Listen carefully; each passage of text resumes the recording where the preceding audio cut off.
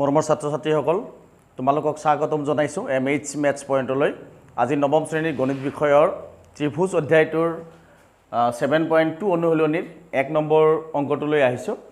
তো চাওহা 1 নম্বৰ অংকটোত কি আছে এটা সমদ্বিবাহু ত্ৰিভুজ ABC ত AB সমান AC আৰু এংগুল B আৰু এংগুল C ৰ সমদ্বিখণ্ডক দুডালে O বিন্দুত পৰস্পৰ কটাকটি কৰে এক ওৰ হৈতে ৰেখাৰে সংলগ্ন কৰা দেখুৱা যে Number 1, OB equal to OC. Number 2, AOA angle এক সমদ্বিখণ্ডিত কৰে তো ছাত্ৰ ছাত্ৰীসকল আমাক কোৱেশ্চনটোৰ লগতে ছবিটো আঁকি লৈছো ছবিটো তোমালোকৰ কিতাপত দিয়া নাই আমাক কোৱেশ্চনটো কৈছে ABC এটা সমদ্বিবাহু ত্ৰিভুজ ABC এটা সমদ্বিবাহু ত্ৰিভুজ আঁকিছো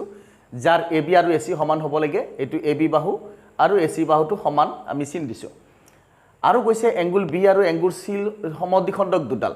এংগুল B মানে B কোণৰ সমদ্বিখণ্ডক আৰু C কোণৰ সমদ্বিখণ্ডক দুডাল ৰেখাই পৰস্পৰ O বিন্দুত কটাকটি কৰে B কোণৰ সমদ্বিখণ্ডক তেতিয়ালে BO আৰু CO দুডালে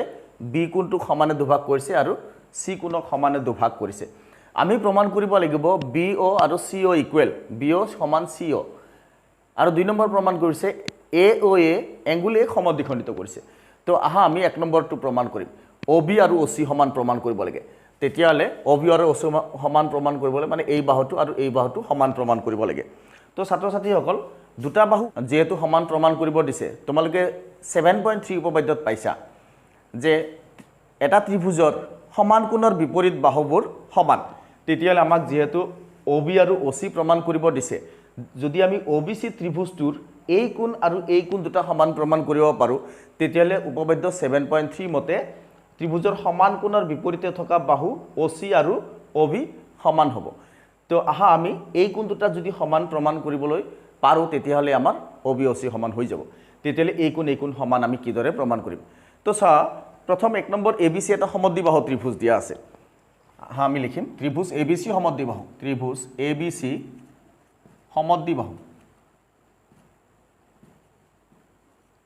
ত্ৰিভুজ ABC সমদ্বিবাহু ইয়াৰ AB সমান AC AB সমান AC AB আৰু AC বাহু দুটা সমান আমি 7.2 উপপাদ্যত পাইছো যে সমদ্বিবাহু ত্ৰিভুজৰ সমান বাহু দুটাৰ বিপৰীত কোণ দুটাও সমান ABC এটা যেহেতু সমদ্বিবাহু ত্ৰিভুজ ইয়াৰ সমান বাহু AB আৰু AC ৰ এই বাহু দুটাৰ বিপৰীত কোণ এংগুল B এংগুল C সমান গতিকে আমি লিখিব পাৰো angle B is equal angle C গতিকে আমি কম এংগুল B সমান এংগুল C এতিয়া আমাক কোৱেশ্চনটোত কৈছে যে BO আৰু CO দুডাল এংগুল B আৰু এংগুল C সমদ্বিখণ্ডক গতিকে আমি লিখিম BO আৰু CO ক্ৰমে এংগুল B আৰু এংগুল C ৰ সমদ্বিখণ্ডক আমাক কোৱেশ্চনটোত কৈ দিছে তে সেই মতে আমি কি কম সমদ্বিখণ্ডক হোৱা মানে আমি কম যে এই কোণ দুটা সমান গতিকে আমি কম এংগুল OBA সমান এংগুল OBC যেহেতু BO এংগুল B ৰ সমদ্বিখণ্ডক গতিকে OBA কোণ আৰু OBC কোণ দুটা সমান একেদৰে এই কোণ দুটা সমান একেদৰে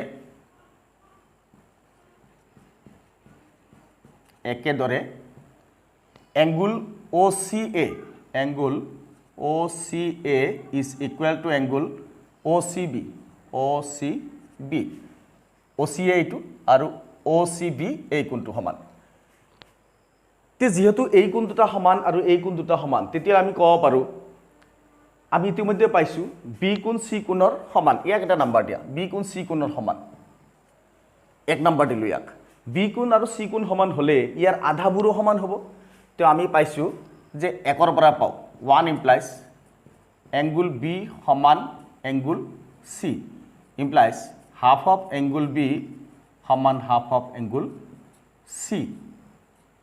অৰ্থাৎ B কোণৰ আধা আৰু C কোণৰ আধা সমান দুইফালে আমি 1/2 ৰে পূৰণ কৰি দিলো এবাৰ B কোণৰ আধা যেহেতু B কোণটো সমান দুই ভাগ হৈছে এংগুল OBA আৰু OBC গতিকে আমি এই কোণটো লিখিব পাৰো আধা আৰু যেহেতু এংগুল OCA আৰু OCB সমান গতিকে আমি আধা বুলি ক'লে এইটো লিখিব পাৰোঁ গতিকে আমি লিখিম এটাকে এংগুল OBC সমান এংগুল OCB সমান এই দুটা সমান হ'ল যেহেতু আমি লিখিছোঁ OB আৰু OBC সমান এই কোণ দুটা OBA আৰু OBC সমান গতিকে B কোণৰ আধা এইটো লিখিব পাৰোঁ আৰু C কোণৰ আধা এইটো লিখিব পাৰোঁ এতিয়া আমি কম যেহেতু OBC আৰু OCB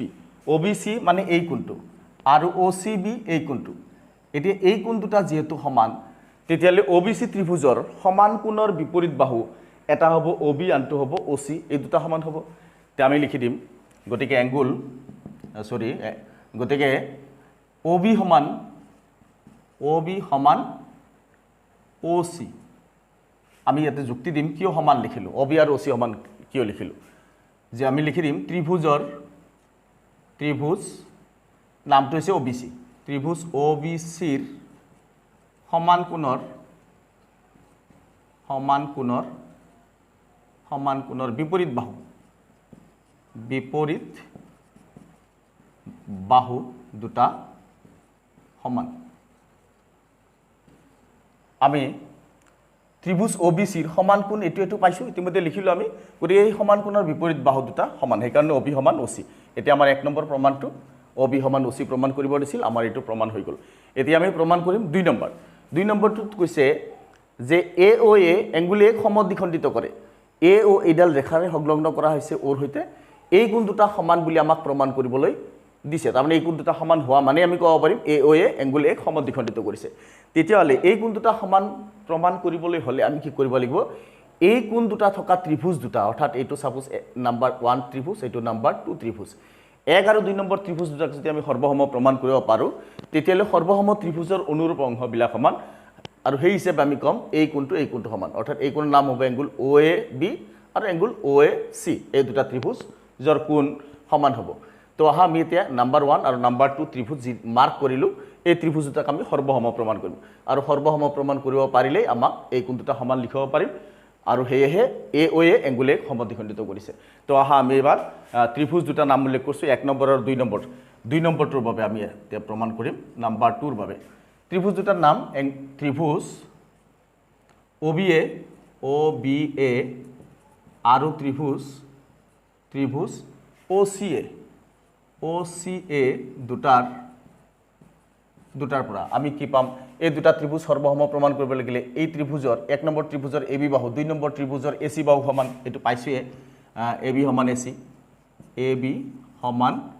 AC এইটো দিয়া আছে তাৰপিছত OB সমান OC ইতিমধ্যে প্ৰমাণ কৰিলোঁ প্ৰমাণিত OB আৰু OC এই বাহু দুটা সমান ইতিমধ্যে প্ৰমাণ কৰিছোঁ OB OC সমান এইটো প্ৰমাণ কৰিছে এইটো তাৰপিছত আমি এই কোণটো B কোণৰ আধা আৰু C কোণৰ আধা যেহেতু B আৰু C সমান গতিকে B কোণৰ আধা আৰু C কোণৰ আধা এই দুটা সমান হ'ব এই কোণটোৰ নাম হ'ব এংগুল OBA সমান এংগুল OCA ইয়াত যুক্তিটো দিব লাগিব কিয় সমান হ'ল তো আমি লিখি দিম হাফ অফ এংগুল B সমান half of angle C B কোণ আৰু C কোণৰ আধাবোৰ সমান কাৰণ B কোণ আৰু C কোণ সমান দিয়া আছে তেতিয়াহ'লে আমি 1 নম্বৰ ত্ৰিভুজৰ এই বাহু লগতে তাৰ মাজৰ কোণ অৰ্থাৎ দুটা বাহু তাৰ মধ্যৱৰ্তী কোণ 2 নম্বৰ ত্ৰিভুজটোৰ এটা বাহু আনটো বাহু তাৰ লগতে ইহঁতৰ মধ্যৱৰ্তী কোণ আমি ইতিমধ্যে পালোঁ গতিকে আমি কম বাকু বা বিধিমতে ত্ৰিভুজ দুটা সৰ্বসম গতিকে আমি লিখিম ত্ৰিভুজ OBA সৰ্বসম ত্ৰিভুজ OCA এইটো বিধি লিখিব লাগিব বাকু